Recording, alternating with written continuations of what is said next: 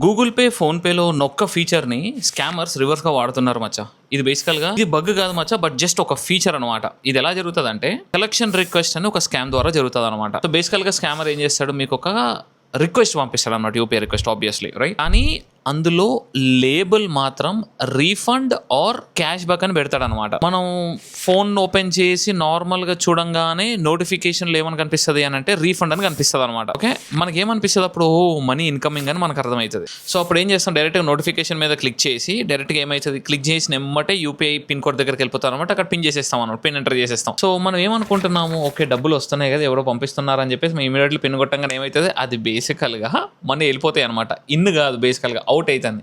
ఈ ఒక్క చిన్న ఫీచర్ని పట్టుకొని ఆల్మోస్ట్ 300+ crores ఆఫ్ మనీని ఎక్స్ట్రాక్ట్ చేశారనమాట ఈ scammer. So as a QA tester నేను ఏం చెప్తా అంటే, మీరు గుర్తుపెట్టుకోండి, మీరు రిసీవ్ చేసుకోవడానికి ఎటువంటి పిన్ అవసరం లేదు.